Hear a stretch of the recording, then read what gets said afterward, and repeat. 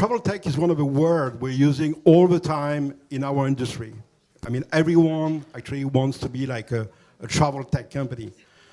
But actually, when you think about travel tech, these companies, the main players, originated like in the 60s. And one of them is Sabre.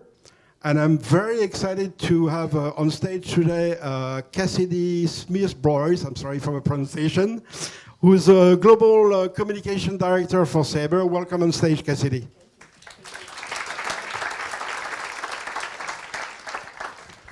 Wow. So, yeah, you told me earlier that Sabre was founded in 1960-something? Yes, been around for several decades. Wow. So you were there like for a few years, and then you left, and then you came back. That's right. So what has changed in 6 years? Oh, what hasn't changed in the last 6 years? I think what was really exciting upon returning back to Sabre was, as I left in 2020, it was where we had just announced our partnership with Google to move everything to the cloud. And at that time, you didn't necessarily know what the next big thing was going to be in travel technology, but what Sabre was preparing for was whatever that thing was. We knew we needed to be cloud native, we needed to be modular and open, and we were so well positioned then over the last 6 years to be able to take advantage of AI, starting with more of the machine learning side of things into generative and now moving into agentic. So I was so excited and stunned when I got back because over that 6 years, how much had happened, and we really are that cloud native player ready to help with the transition into the next era. It's really amazing that a travel tech company can be so resilient with all the changes in the industry for the past 70 years, actually. Yes. Okay, great. Well, let's talk about decision-making in travel. First question I have for you. From Sabre's perspective, if conversation becomes the new interface in travel, what has to happen behind the scenes to turn that interaction into real shopping experience, booking, and servicing, of course? Absolutely. Well, Mindtrip is a great example, and I know that Andy mentioned we had recently announced a partnership that is the first agentic all-in-one chat experience where using Mindtrip you can do your research and then without leaving that window of conversation and using natural language can book your flight, and that's powered by Sabre. And then our partnership with PayPal is the agentic commerce partner. So it is very real today, but a couple of things to keep in consideration when you're thinking about that. Conversation is just the entry point. So really in order to be where you can execute on the back end, I would say you really need three key components. Number one, data. Data obviously is very important. Second of all, structured tools to be able to translate and use that data. And then finally, governance to keep everything in place. And just using Sabre as an example, we sit on 50 petabytes of data, which is wow.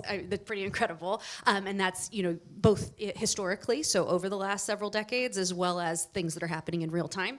And then we have an MCP server and APIs that help translate that. And then our governance, we obviously are no strangers to handling sensitive data, so are able to continue doing that. Great, okay. So where do you see the most immediate value for agent-based AI in the travel today? Is it in discovery? Is it in comparison, in booking? Management, customer service, where do you see that? I think that today, immediately, that we're seeing cases where folks can use these tools to take care of things that are very high volume and that are have very measured outcomes. That's where you can immediately get value today, particularly from a generative perspective. What I think is very close to becoming a reality, as Andy said, moving very quickly towards it, is really in the operations and in the servicing later. Because if you can imagine, in flying from the United States this week, when you hit a delay or something happens, it's just a domino effect of things transpiring. Whereas if an agent can step in and be able to help on the fly and take care of some of those things immediately, I do genuinely think that's going to revolutionize the way all of us travel, hopefully so much for the better. Fantastic, okay. So Sabre as a company sits at the center of large-scale travel operations. What does it take really to move AI from pilots and demos into, like, I would say, industrial, more deployed environments? Sure. I think, the first thing is not being scared. So really jumping in and being bold. It's one of those things that it is moving very quickly. So learning and starting and getting that data, again, data, being where that can influence the path forward. I think, Mindtrip started as a pilot, and now that's live. We have over 30, either in pilot or in early production, with 30 different customers using our MCP server. And I think that in the next couple of months, that's when, as things start to really heat up, there will be more examples of that. But it's, again, jumping in, learning quickly, and continuing to adjust. Okay. Do you think the biggest barriers today are either data quality, legacy system, workflow redesign, governments, or just like, I would say, teams ready to change? I think it's a little bit of everything. I think that, at least for me personally, when I started experimenting with ChatGPT or other large language models just as a consumer, at first it's a little scary and no, don't want to try that, don't want to do that, no. And then you get a taste of what it can do and how helpful it is and how much better I think we can even be as people. I know that's a controversial thing to say, but where I think it really does bring out the humanity in folks, because you're able to then focus on more of the human elements of travel. Yeah. And I think that as more consumers and as employees of travel companies get to experiment, get that taste, that's going to be where it's just the natural next step, much like the internet was in booking in 1997. Okay. I want to ask you one of the same question I asked Andy earlier, trust.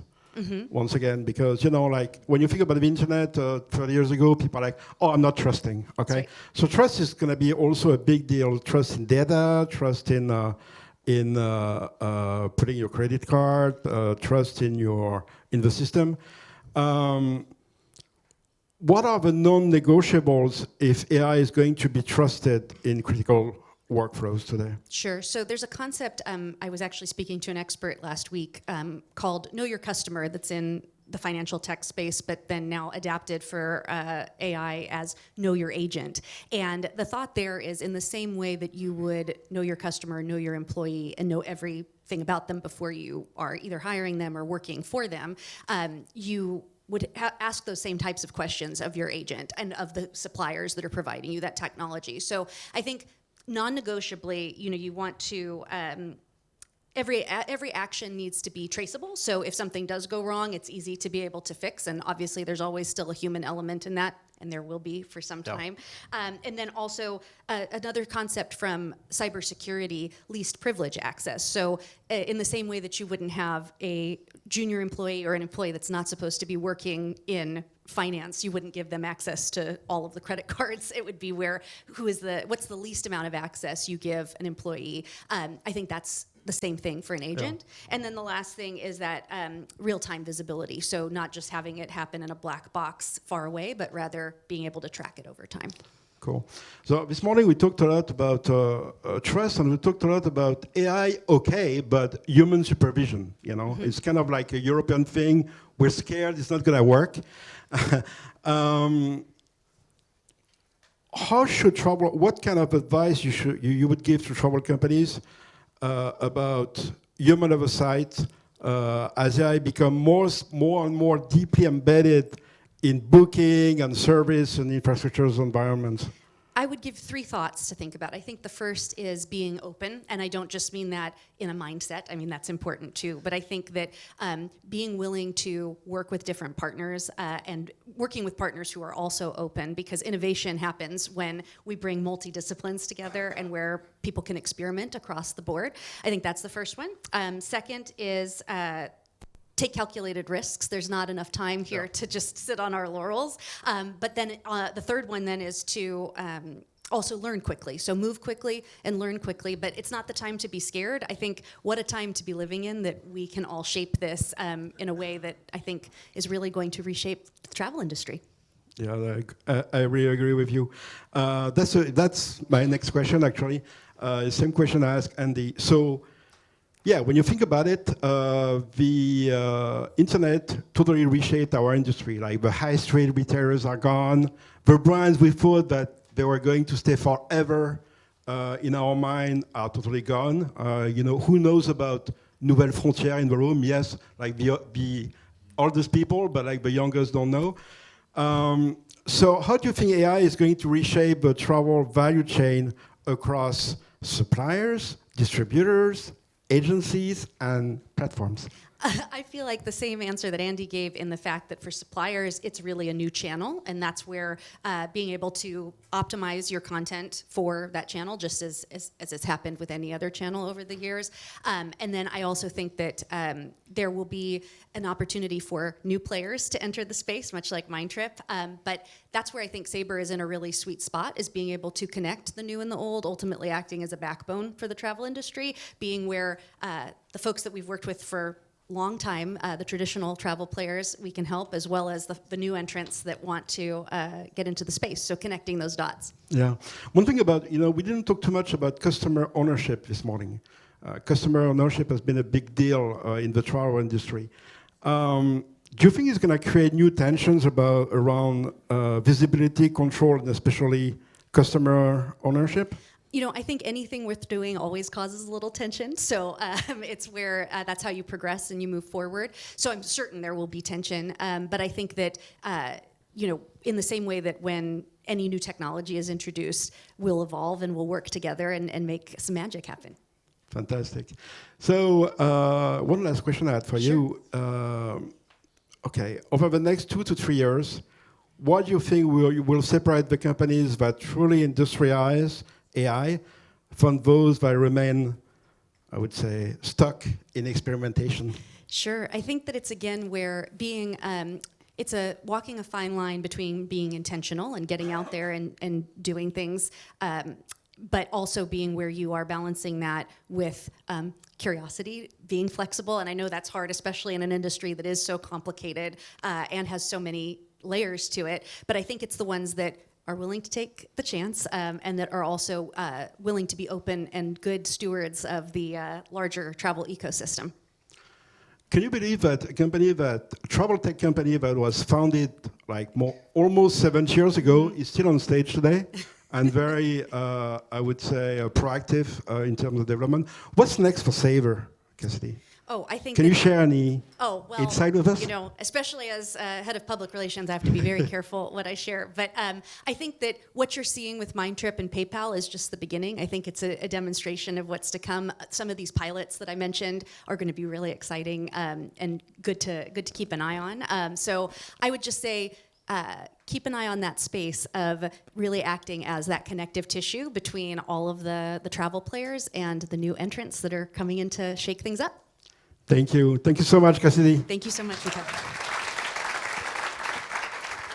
Thank you, Michael.